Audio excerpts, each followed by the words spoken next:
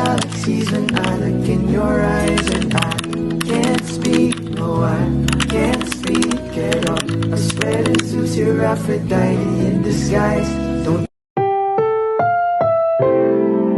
Ang programang ito ay rated SPG. Striktong patnubay at gabay ng magulang ang kailangan. Maaaring may masiselang tema, lengguwahe, karahasan, sexual, horror o droga na hindi angkop sa mga bata.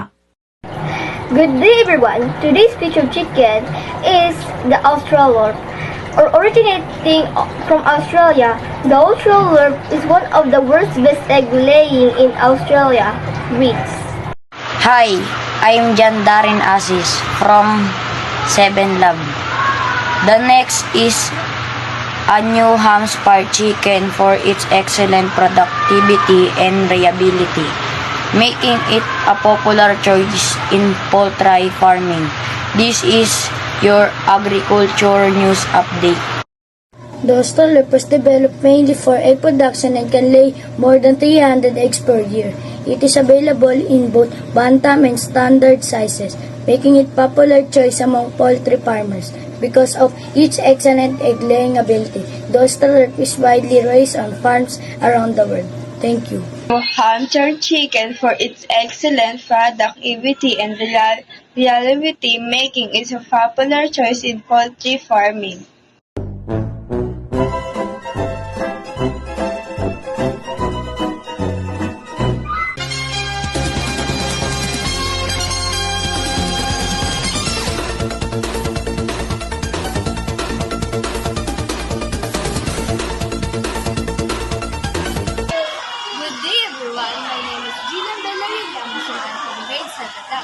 Buo na naman araw niya kasi nakita niyo ng mga cute na natin at malang na nakatisyon ko. Mas bubo ang araw na sa tatalakay ng buwan.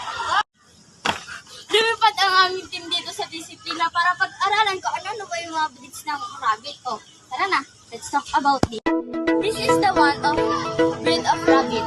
Number 1, Belgian Red. Is a fancy breed of domestic rabbit. It is selectively breed that resemble that will European rare.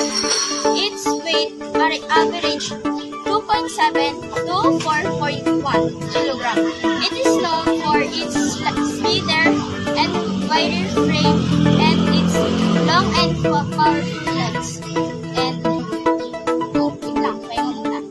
Pangalawa, Californian White is originally developed for fur and meat. It is recognized for its color variety of white with dark points.